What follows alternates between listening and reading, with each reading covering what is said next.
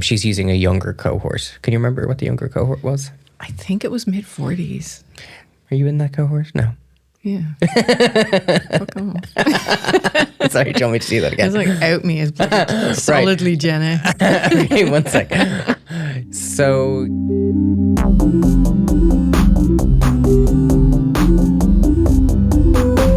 Welcome to In Bits, the podcast that deconstructs our digital lives. I'm Nicola. And I'm Liam. And we are both lecturers in the Institute of Art, Design and Technology in Dún Laoghaire in Ireland. And we both teach cyberpsychology and run or have run the masters in cyberpsychology at some point. We're just going to pass them back and forth between the two of us at this point. All of the bits. Yeah. All of the bits. Oh. All of the bits. Oh, cringe.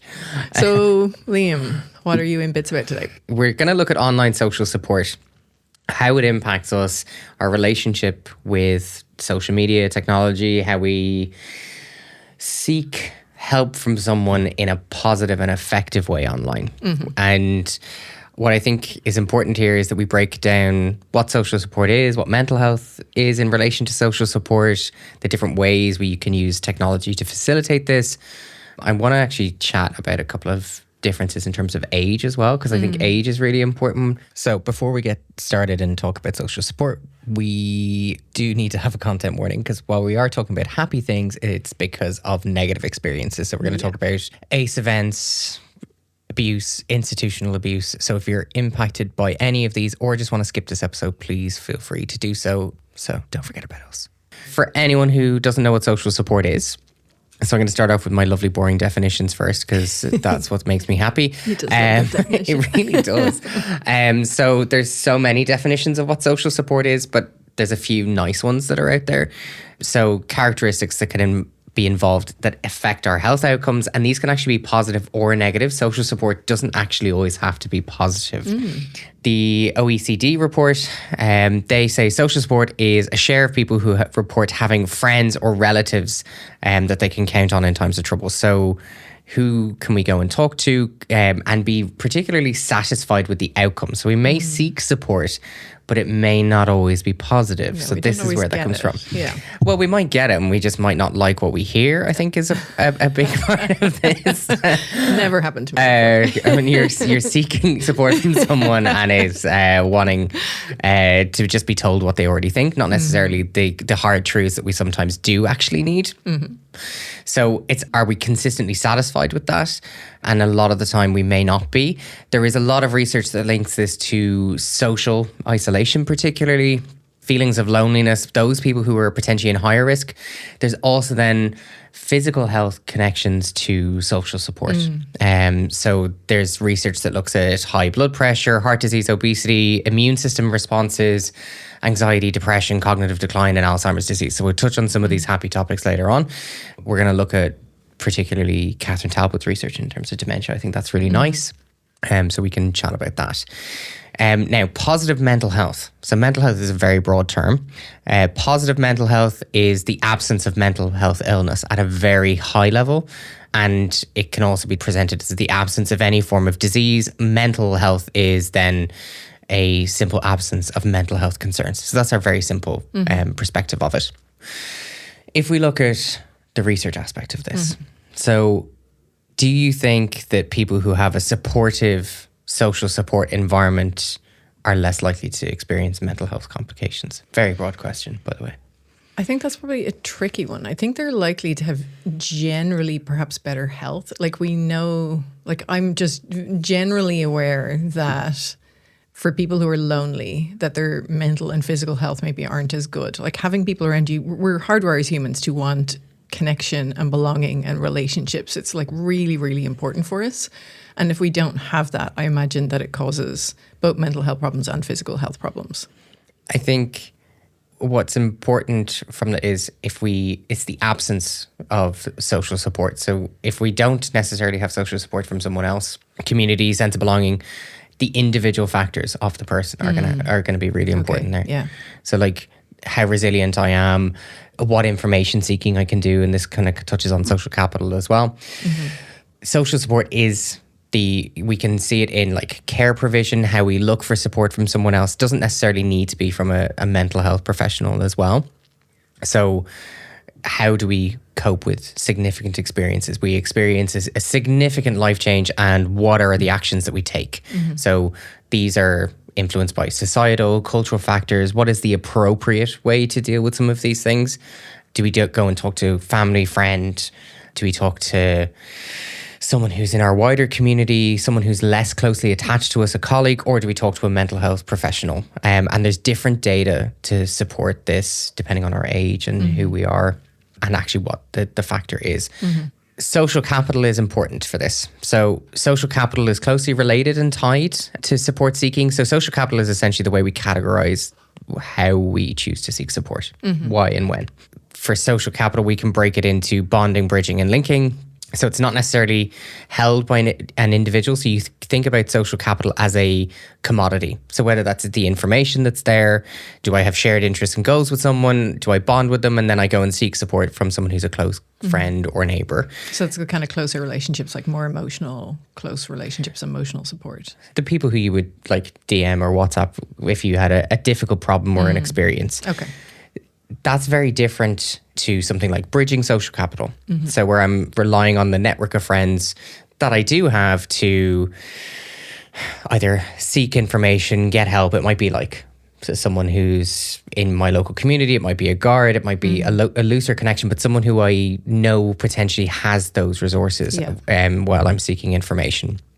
We might actually use bonding and bridging social capital differently. So I might experience a bereavement. I might experience a significant life change. And depending on how that's impacted me, I may be more likely to kind of focus on my bonding social capital, go and talk to your other half, a close sibling, whoever it might be from that perspective. If I've experienced a difficulty in work, you might go and talk to a colleague instead, or go and talk to someone in somewhere, like for example, like the Health and Safety Authority, somewhere that you know you're going to get the facts and information from. Do you currently use your own social capital network? What resources do you draw on for help-seeking behaviour or for social support? Well, obviously, like close friends, whether that's through tech or in person for kind of personal stuff that's going on, or to talk through issues or that kind of stuff.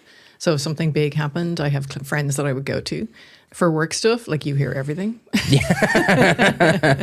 have several friends in work who I would go to and talk to. I think I got about 8 text messages yesterday, and then I got at the end of the 8 text messages, because I hadn't opened them, it was saying, I apologize for all of the above. So there's even like a social norm in the top of you. You're like, it's okay, I'm actually just ranting into space as well.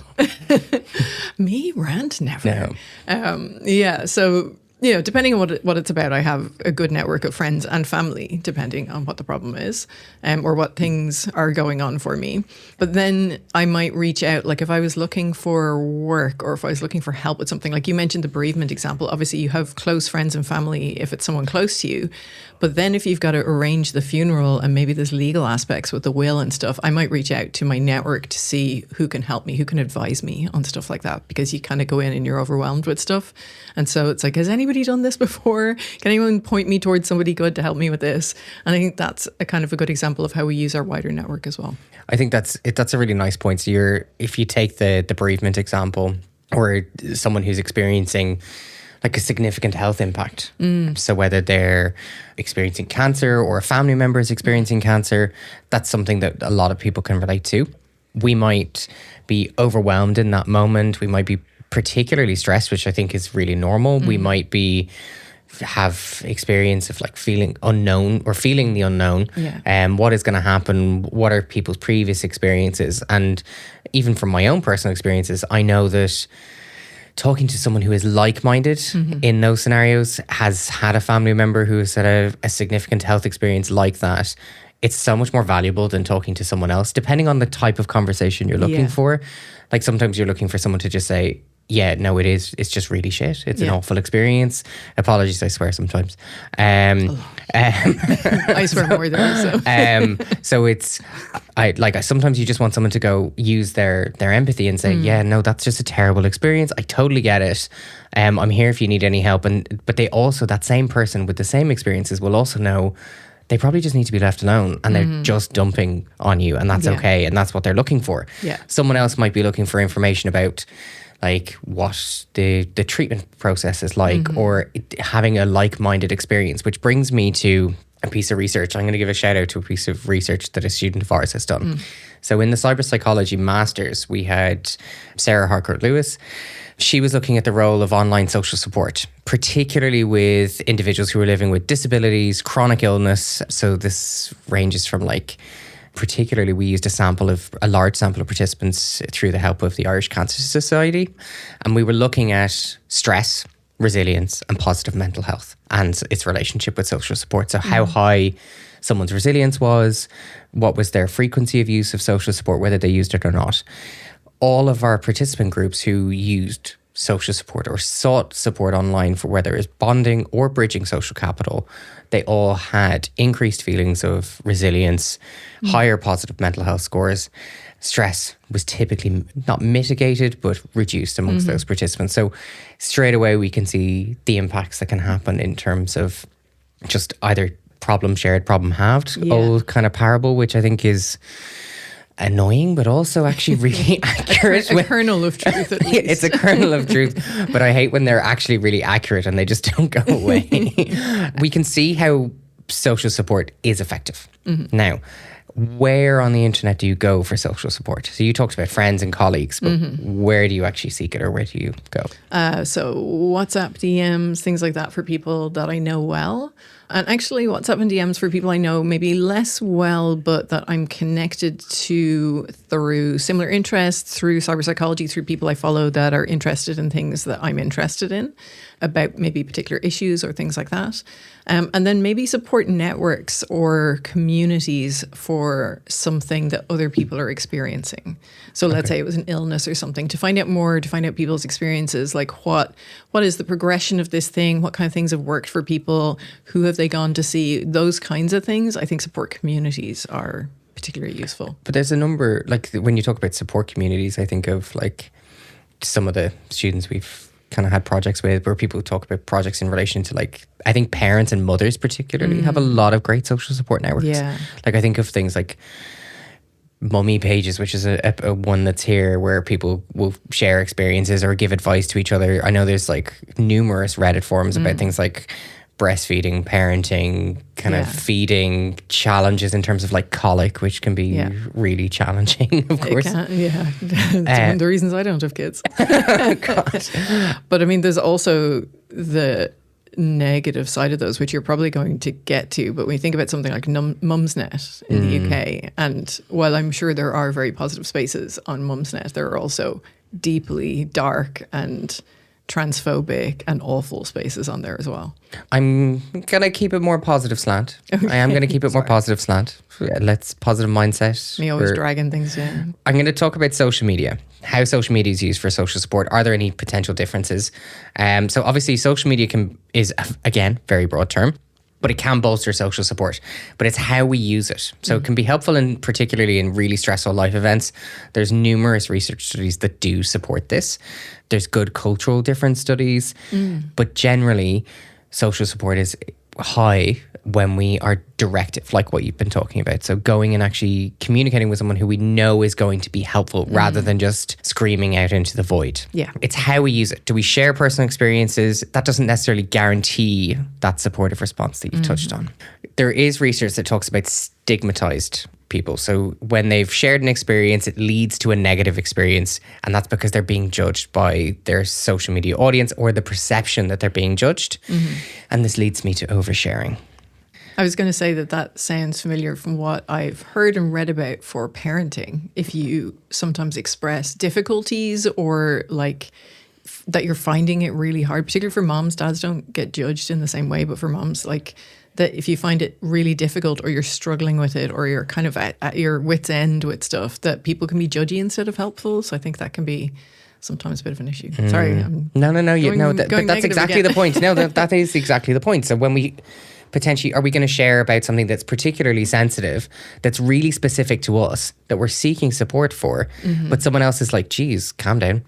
Like, I don't need to know that. Or like, this is a really public space. So their perception of how they're using that social media tool may not be the same as yours. So we see this in Facebook statuses. We see it in sometimes like rhetorical question based kind of tweets or posts on X. People share to their Instagram stories in the same way. So it's, how do we overshare content? And I like, there are people who I know in my timeline that potentially overshare, and they use social media differently. There's generational differences there. How are we defining oversharing? Sharing something that it might be particularly sensitive. So this is bereavement, a status that is potentially overtly requesting a response without using the direct question. So I'm talking about a bereavement, or I'm sharing a negative experience I had, or those rhetorical posts that are like, don't you just hate when X happens? And they're screaming into the void and no one responds. Or you click the ellipsis and you click hide on the status if you're not as nice. Turns out Liam has no empathy. I do have empathy. It just depends on what it is. I use the timeline. I've definitely done this where I've overshared, okay? Where I'm like stressed about exams, and the Facebook timeline history feature is showing me all of this. So I'm like gradually deleting my digital footprint of overshare. But I've definitely done this where I've complained about exams or missing buses or any of the like the events that I view to be particularly stressful, that when you reflect on them, you're like, come on. So we do see the overshare. Okay. You're like smiling at me going, oh, geez. Cringe, I know. So we need to really kind of distinguish what we believe social support to be. So what is the purpose and the intention behind this? So perceived social support hinges on us having a subjective belief. So are we seeking this in times of stress?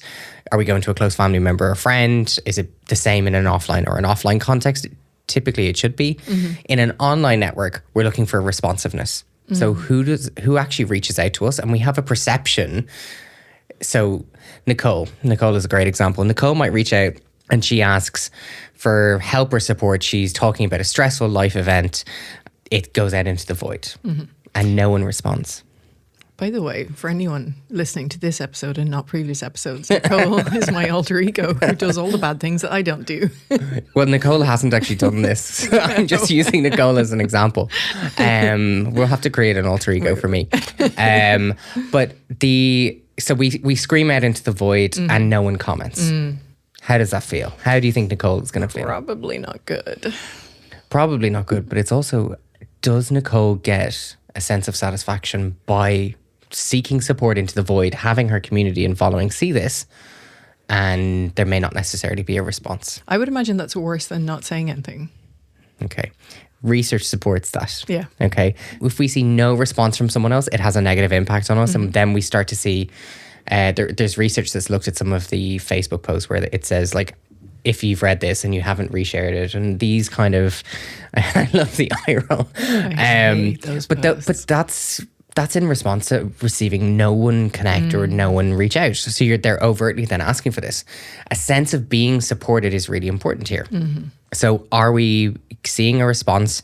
It's the reactions, the engagements that we're looking for. So the same way we do this in terms of like social comparison, are we getting likes and follows, or is someone commenting or interacting with us?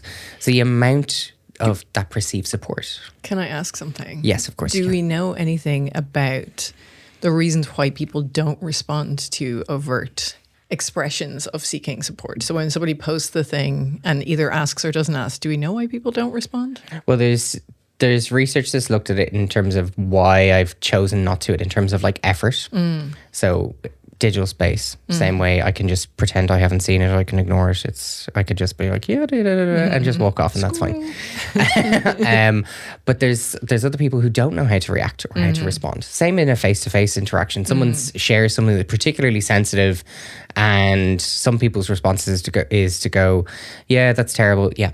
Great. Yeah. Other people can actually use profound empathy, provide support, make that scenario so much better. Yeah. Just from my own perspective, my instinct is in a face-to-face situation, I could provide support, but in an online situation, it depends how close I am to the person. And then if I'm really close to them, I would rather do it quietly behind the scenes. I wouldn't rather not give that support and ask the questions and try and deal with whatever the big issue is in a really public forum. But you also have to be really careful that you're not coming across as just a fixer, which a lot of people do when they try to provide support. They try to fix the problem as opposed to hear the problem. Okay, so we're going back to the psyche of the help-seeking behavior. Is that gendered? Yeah. I may have heard stories of men always trying to fix things and women listening. But what I think is really important here is help support or help seeking behavior, social support behavior. It's actually predominantly more effective in a face-to-face scenario. A lot of the research discusses how we might actually facilitate social support seeking. The dominant and the most effective way is actually first-hand communication. So me to you, whether it's facilitated by technology or not. So it doesn't actually have to be like offline, online in terms of the digital divide. DM Absolutely. Then after that point, we can look for help-seeking behavior or additional help-seeking information through social media. So that's the complementary aspects. We might ask someone who might be less known to us. We might Google search for stuff. We might look at Reddit forums, community pages, stuff like that. The more effective channel is that direct form of online social support. Overall, the findings are supportive that we can use an active social media, whichever is our predominant one, and it has an indirect positive effect on our well-being. So it is okay. It is having a positive impact on the whole, but we need to look at how we are particularly communicating in a time of crisis. There is research that looks at the role of how we use an online response network and how well they respond to us, our sense of being supported again, how effectively we think that their support services are. And this is then directly related to our mental health and positive well-being outcomes. So generally, if we feel like our network is responsive, that their advice is useful and that we're being supported and people care about us, our mental health is going to be better than if we feel like people are ignoring us or they're not giving us useful advice. And that's the important part is the, are we actually reaching out in the first place? Well, obviously. Yeah, okay. Yeah. So we've talked about the positive scenario, but let's go into the who does it, how and when. Yeah. Okay. So the nitty gritty of it. So there's a report by the EU. It was conducted in 2019 and it actually looked across the EU and how we use social support. So what help-seeking behaviours are there? How do you think we perform? Ireland as a nation. That's interesting. So I would say we're probably not the highest for seeking social support. I'd say we're somewhere in the middle and that perhaps men might be less likely to than men in other European nations. In Ireland, women seek social support more than men. Yeah. Okay. Generally, I think across that's probably the whole, every country, right? Generally, Yeah. It gets close depending on the country, but they looked at like poor, intermediate, and strong social support use. Okay. So for how they perceived it to be and how effective they perceived it to be, Ireland was in the top 4. Wow. Yeah. Jeez. So I'm top really 4 impressed with countries. us. So Cyprus, Spain, Ireland, and Austria. Go us. Cyprus, Spain, they're like, that's Very interesting. different countries. Yeah. Yeah. It's not even like I would kind of put maybe Spain, Portugal, Italy, France together as a kind of a grouping of types of countries, types of cultures or something. But like they're wildly different cultures. That's very interesting. So those 4 countries said that 50% of those respondents said that they had strong social support links. That's really Not good. intermediate or poor, but strong social support links. Countries like Estonia, Romania, Latvia, Greece, which is really interesting comparing it to Cyprus, Finland, Slovakia, all of those had quite low forms of social support, lower than the EU average. When we compared Ireland to the EU average, ours was just above 60%, which I think was particularly high. Okay. That's particularly high. That's still not great though, is it? Like 40% of people not having strong social support is kind of sad. Yeah, I think it has its problems and its drawbacks. This is why we're not seeking support. What I think has a nice additional layer to this is if we look at it from age. Okay. So I'm a stats fiend. So let's look at age group differences. So the highest group in terms of social support was actually people who were 65 years and older. So they were the ones who were seeking social support, not necessarily just online, but also from a peer group. Seeking or getting? seeking. Okay. And they viewed themselves to have strong social support ties. Yeah. So they were it was self-report, flawed, of course. Yeah. But they were the ones who were saying that they were getting good social support. The cohort from 15 years of age up to 44 years in age, they were the ones who perceived themselves to have poor social support. That's a very broad age range. Okay. And Like 30 years from being a teenager to being middle-aged with teenagers. it goes from 15 to 44, and I'm going back into my mind for the stats. This increased with age. So 15-year-olds were higher in terms of social support than older adults. Okay. Okay. Within that age group. Within that age group. I just said 44-year-olds or older adults. Right, I'm because just correcting myself. 15-year-olds tend to have a broader social group. Like they're in school with a bunch of friends, and they also are close to their family. 40-something-year-olds have kids and have maybe moved for work, and life's very stressful, very busy, and so they might not have as much time to maintain those relationships. So that strikes me as kind of... Young people are generally better at seeking support, whether it's online or offline. They are getting better. There's been massive shifts in encouraging particularly young males to talk about their health. We're going to talk about the gender differences in technology, and I want to talk about this in relation to like kind of men's awareness days. But younger males are getting better at seeking support around self-harm, suicide, mental health topics in general. There's a lot of awareness raising around mental health. We have wellbeing days. There's new programs that have come in school. So we're seeing a huge positive shifts in how we are seeking support effectively. Now, it loves me a bit of research. So this is Irish research. So it's McCutcheon and colleagues, and they were looking at social support and how it could help adverse childhood experiences. Okay. Now, I will say they used a sample of older participants. So they were reflecting about adverse childhood experiences and how this was impacting on them in relation to the support they receive and the impact that social support can have on mitigating a negative childhood experience. Which is obviously over a lifetime at this point. It's over a lifetime. Yeah, that's really interesting. Okay. So an adverse childhood experience, so these are very broad, very dependent on the research that you read. Some of them use less categories for what an adverse childhood experience is, so what an ACE is. And these ACEs include childhood abuse, neglect, household dysfunction. These all have long-term negative impacts on mental health. So several ACE studies say that about 62% of participants had experienced at least one ACE event during childhood. So whether that's mild to severe. Right. So again, not everyone is going to fit into this. It's very high. It is very high. Now, the TILDA study, so the long-term study on aging that was conducted here. It's nationally representative, adults age 50 and older, and they found that 24% of the participants had experienced an ACE, so an adverse childhood experience. Okay, so 24%. So we're at a quarter of their participants. This is actually really low. Okay, it is actually really low. So by comparison, so McCutcheon and colleagues, they used a sample of 500 participants, higher proportion of adults in this sample, and they experienced ACE events. Do you want to guess what their percentage was? 50%? Keep going. Higher? Much higher. Irish sample? And they were older? Oh, hang on a minute. Okay. Okay, like 80%. Keep going. Okay, Ireland was worse than I even thought. So the ACE events that were reported in this specific sample was 94%. Jesus Christ. Much wider than, or much higher than the 24% from the previous study. And this is because they had wider criteria. So it was significantly limited. If we just put in negative experiences of childhood abuse, neglect, household dysfunction, that's not going to encompass all of the potential negative experiences that a younger person can come into contact with. They used broader ACE criteria, much broader. It looked at a lot of the DSM criteria, depressive symptoms, anxiety, kind of social connections and ties.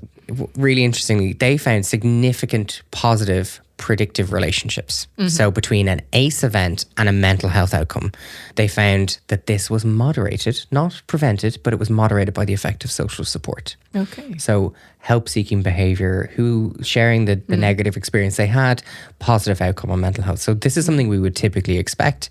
It's not a groundbreaking result. It's an intuition, a critical thinking. We can assume that the positive outcome is going to be there. Quick question for anyone who doesn't know what a moderating effect is. So the negative mental health outcome can be reduced as a result of interacting with Gotcha. social support. Perfect. Okay. So their results showed that these perceived levels of social support, while they didn't directly affect mental health and reduce it, because they couldn't measure that, it was knowing whether social support had the impact. Okay. It had an influencing factor, is the best way to describe it. It moderated those adverse childhood experiences. So they found then, when they looked at older adults, they had higher perceived levels of that social support. Interestingly, they found that perceived levels of social support did not affect mental health directly, but it moderated it. So like we said, it started to have an impact to reduce those outcomes.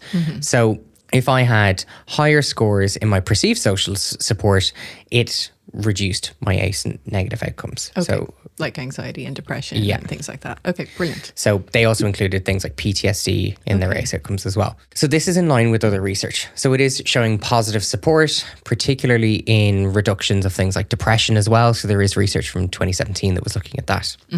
I think this finding is really interesting. The reason I find it interesting is because it shows social support can mitigate harm. It can certainly reduce negative outcomes. It can't prevent an event from happening, but it can help after the fact. Yeah. So whether this is a counselling experience, talking to a friend or family member, anything like that.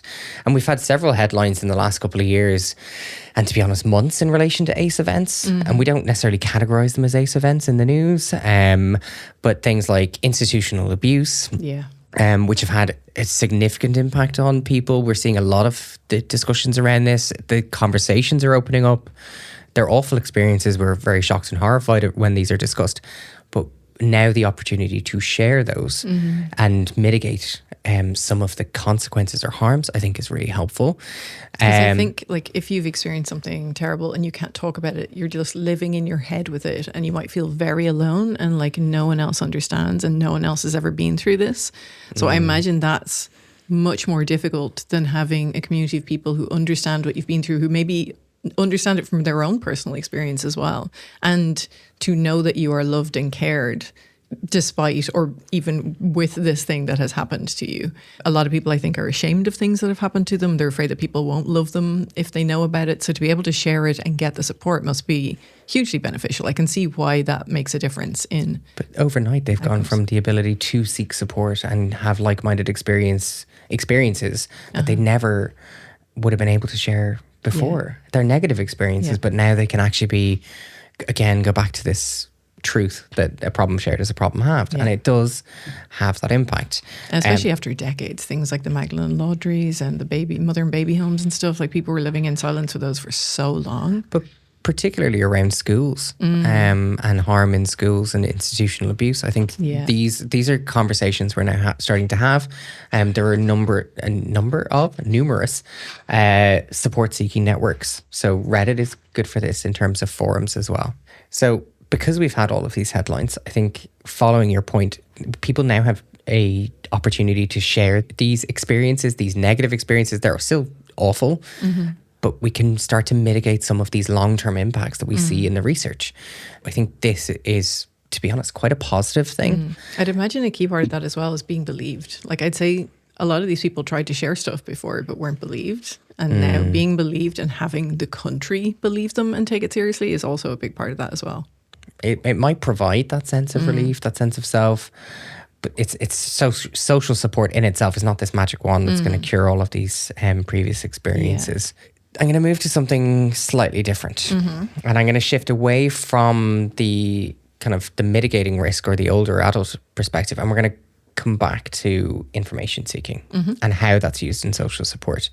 LGBT youth in Ireland. So very similar to the lack or some of the motivations or rationales why we may not seek support if we experience negative experiences also appears when LGBT youth start to identify.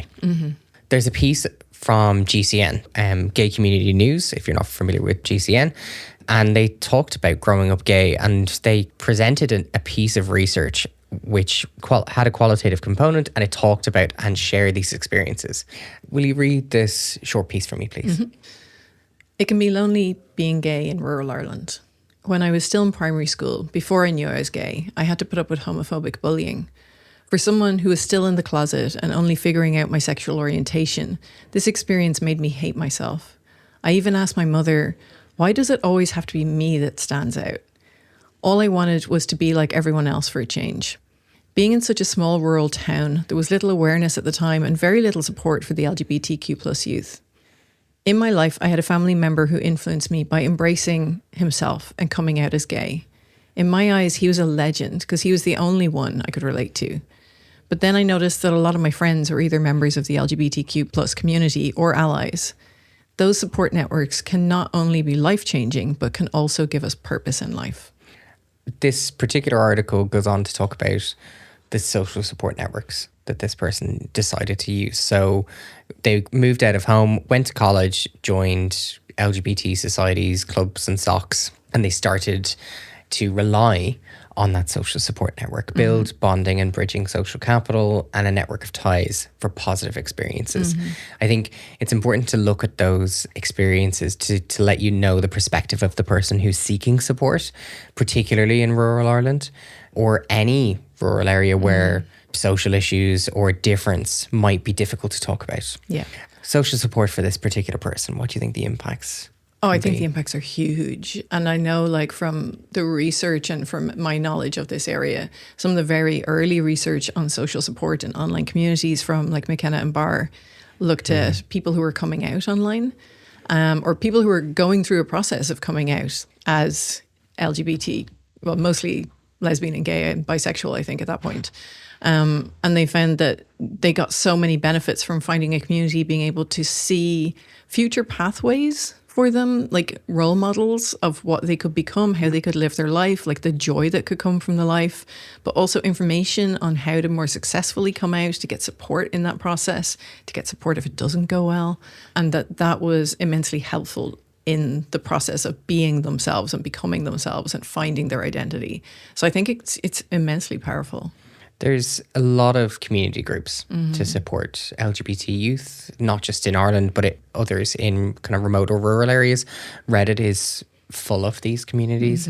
There are positive experiences that happen here. There are also people who use these forums to victimize LGBT youth or adults who've recently come out. There's a great piece in the Irish Times from 2022, and it looks at how those communities are using online communities, particularly for social support, because they couldn't share their experiences with other people. So I think these forms of communities are really helpful. So there's an intention or a drive to use these online communities from a youth perspective. That's why we can see these motivations and these rationales. If we shift it slightly and we look at older adults. So an older adult is, depending on the literature you look at, and I'm going to have some very angry people now in a second, depending on the literature you look like. Right now. Catherine Talbot gave a guest talk on our course last year and she made me old and I was not impressed. So it ranges from 40 to 65 generally is the most accepted age range for older adults, and 80 plus, depending on the stats you look at. So I'm not in that category yet, so I'm just going to, use those. They looked at it in relation to social isolation. A lot of the research does. So if we go definition mode again, social isolation, don't laugh at me, I love these. Social isolation is a lack of social contacts. We can't measure something unless we have definition, okay? It's having reduced social interactions with someone else that then has a detrimental impact on us. Okay, so that's how we experience social isolation. So I have a question for you before I get into this. Are older adults less likely to use technology for social support? What do you think? So we're talking 40 to mid-60s. 40 to mid-60s and above. Like it ranges depending on what I think that depends. Like people who are in their 40s are millennials now. Like they grew up with technology. So I'd say they're quite likely to use it. But maybe someone who's like 85 is less likely to use it. Like that's a very big age range. It's massive. It's like me, I would absolutely use it. Versus my parents, they'd probably call you. My parents, like my dad is in his 70s and my dad will use online support groups for information seeking, information about different medicines, all that kind of stuff. I think that is really helpful. So I think the bias, that's what I was trying to trap you. So older adults, I think we need to dispel some of this, the kind of ageism that's there around technology. There's a lot of this in relation to cybersecurity that we'll talk about again. But older adults get this kind of rubber stamp that they're just not going to be as effective using technology, and they're going to be the ones who that's not true suffer. of my folks as well. They're in their 70s and they book every holiday, every minute with online technology. So yeah, they're good at it. But I think we need to dispel this in relation to help-seeking behavior as well. Yeah. I think qualitative research is more helpful here with older adults. It tends to get better results. There's a study that was done by Hill and colleagues. It was done in 2015, and they looked at the experiences of 17 older adults, and they were aged 70 and above. Okay. Prefer that definition of older. Yeah. They thought, don't be mean to people who are older, over 70. So they were trying to find ways in which they were using their technology to improve their lives, enhance their sense of well-being. And they found that essentially they were advocating for digital inclusion. So older adults, they were perceived to have a lack of knowledge and skills with tech. Just like we've said, they were then viewed to be less likely to engage with technology. It did have positive impacts in terms of their well-being as a result of increased social capital. So they explicitly outlined social capital in this research. They were using it to build, maintain relationships over time. We've seen a lot of this in relation to COVID. We'll touch on that in a second.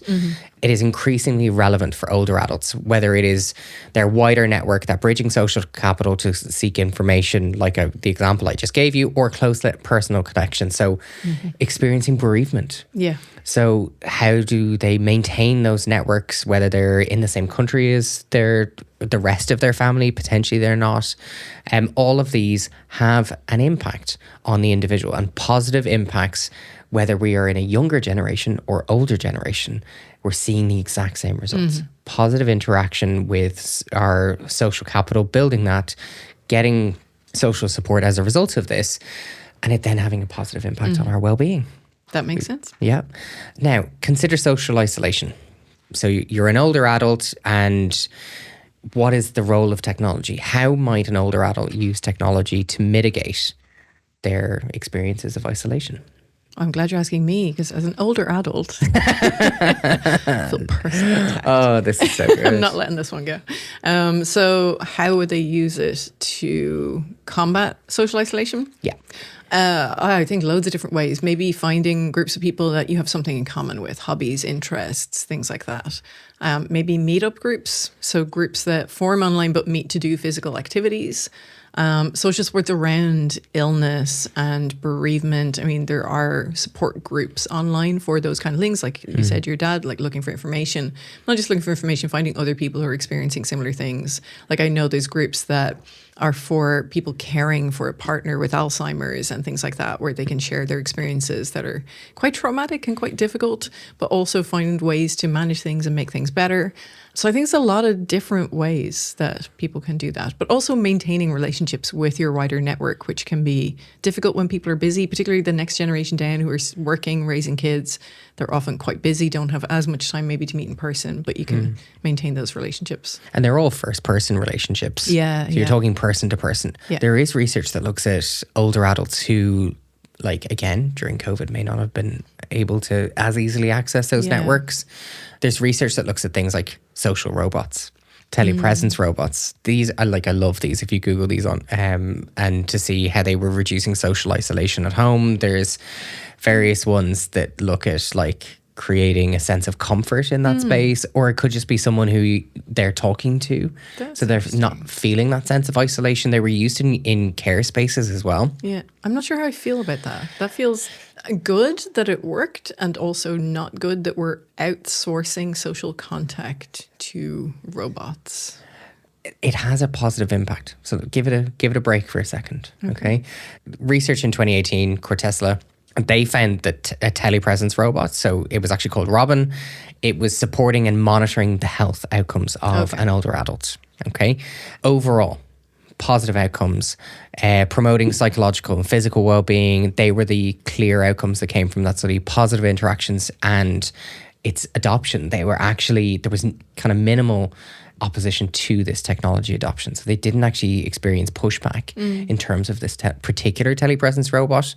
They have the potential, so they're in the home and they can provide emotional support to an aging population who may need much more time and resources. So the amount of time a potential carer or primary caregiver has, it's this like respite, relief that can sometimes be needed as well. How does it provide emotional support? Like, I've chatted to chatbots and they are not that good. How does it provide emotional support? Conversational design, so very similar to like large language models. Yeah. And most of the time it's like the paper reminded me of this kind of like Roger and kind of therapy based method. Yeah. Very much Reflects talk, back. tell me how do you feel. Yeah. Not deep, meaningful clinical conversation. Yeah, but it's also less likely to get racist that way. I'm just imagining Where did that come large from? language models have so many biases built in, and like so often the online chatbots and things like that have just ended up being super racist or like calling for genocide of particular populations. I'm just imagining an older person getting social support and being like, yeah. But so separate research, okay? So that was European research. There's research in China. This was with just under 1,500 people. And they were looking at perceived warmth and competence of these social robots, okay? So could they reduce concerns with older adults? How could they get them adopted? Not adopted, but how could they get their use adopted? And they didn't use people, they used animal-like robots. Oh, okay. So they were perceived to be high in warmth in comparison to machine-like robots who were typically were perceived to be higher in competence. But the perceived animal robots, they're more like pets, which I think is quite nice. So someone who potentially can't have a pet, or they're in a space where that may not be feasible for an older adult to look after a pet. And these range, so like there's baby seal ones. I love the baby seal. So the baby seal is called Paro. Yeah, it's very cute and very simple. And I think because it's so simple, you can project a lot onto it. It's not actually doing that much. But I think it doesn't need to do that much. No, it doesn't. So pets often don't do very much. My cats sleep a lot.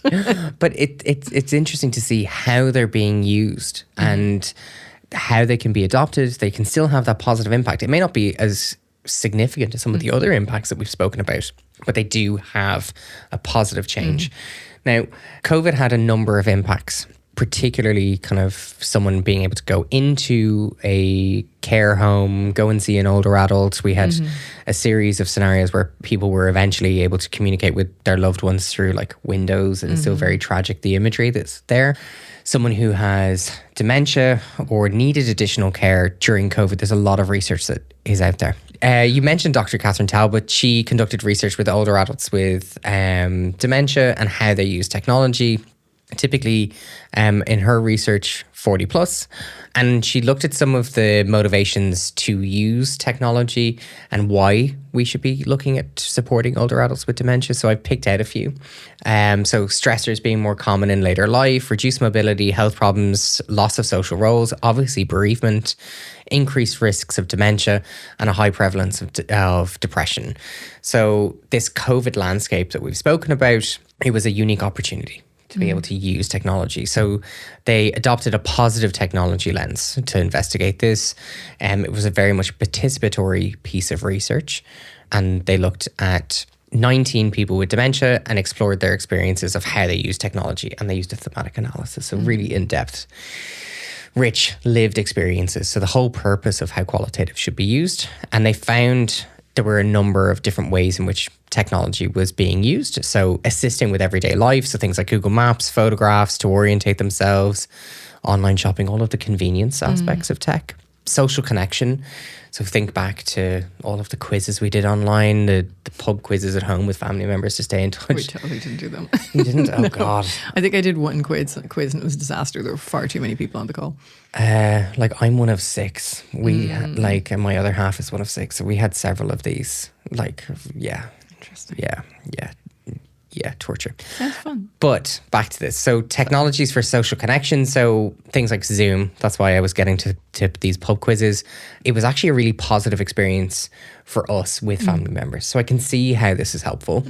The need to travel, physical expressions of support were obviously missed. So like not being able to hug someone is not the same as like doing a virtual hug. Okay. Yeah. Technologies to actually make them feel good. So tools for enjoyment, keeping themselves occupied as well. Yeah. Expression of cognitive stimulation. So how we're using games, talking, having a deep conversation with someone that is sometimes lacking or missing. And then technology to find meaning. So they said that this was a counter feelings of like a loss of self-worth, which I think we can kind of resonate with.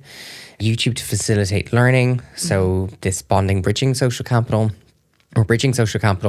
and then religious activities. So unfortunately, lots of funerals happening online. Yeah. I definitely watched a few funerals through video based feeds. Doing research, communicating with someone else, or things like voluntary based work were some of the main motivations to find meaning. So I think overall, the findings support the ability or the willingness for people with dementia to adapt to the stresses of the pandemic, or how they did adapt, and facilitating technology for their own needs, which I think is quite supportive. I think that hasn't gone away. I think we've learned particularly how to use technology more for hopefully a positive long-term impact. Yeah. We know that social support, through some of these discussions already, the ways in which we can do it, it's really the how we do it that I think is particularly important. Yeah. Whether it's a young participant, making sure that I'm in my research head, a young person, and making sure they are people, they're not just participants to me. They're not just a number. But making sure that they can actually know how to seek support, the barriers to support, the stigma that is sometimes around support seeking face-to-face or offline. Yeah. Importantly, the actual technology component is to facilitate social support. It is not a replacement for social support. It should be there to make it more convenient, make it easier for us. It isn't the solution. No. In just purely tech focused, I mean. It should be there to balance that out and increase it for us overall. Do you have any more comments? What do you think? I think I used technology a lot more during COVID, obviously, for various kinds of social support, like deeper conversations with friends rather than just texting and stuff. I don't do any of it anymore. Like, I'm back to texting and meeting in person. So a lot of the things I've done, I've let go, but I think other people haven't. Like, I've talked to people who did a lot of video chatting, got a lot more popular during COVID for people who were doing online dating.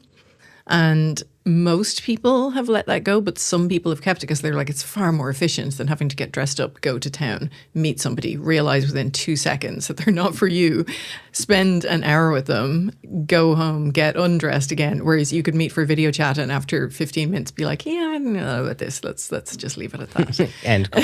End call. Oops, interference. So I think some people have kept it up, but a lot of people haven't. And the social norm around it has changed again a bit. Everybody kind of thought we would maintain a lot of these behaviors.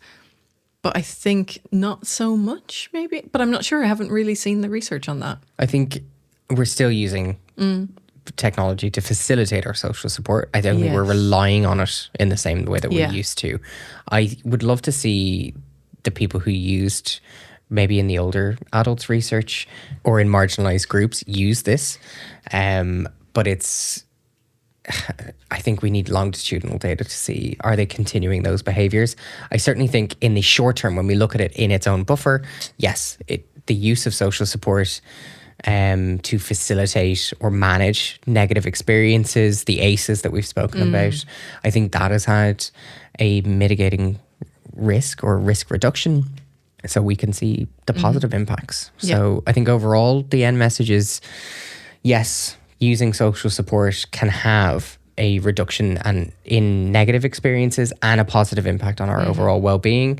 We need to know how to effectively use it. Yes. What the purpose for its use will be, the expectations of the response that we're looking for, and depending on the experience that we're having. Yeah. And I guess to choose the right channel for it. Absolutely, like putting choose the a right message channel. out into the void might not be the best approach. Most of the time. Most of the time. Depends on who's in the void. Yeah, Yeah. that's true. Well, thank you very much. Thank you, Liam. That was very interesting. Okay. You've been listening to In Bits, the podcast that deconstructs our digital lives, or at least attempts to. From now on, you'll find us every second week from wherever you get your podcasts. You can also follow us on social media, so at In Bits Podcast on Blue Sky, Instagram, TikTok, and YouTube. You can also give us feedback on the podcast. We'd love to hear from you, so you can message us on those platforms. You can send us voice notes. I'm not going to listen to them, but Nicola will. This episode was produced and edited by Owen Hurley. Thank you very much to Owen for our lovely intro music, and we'll see you soon.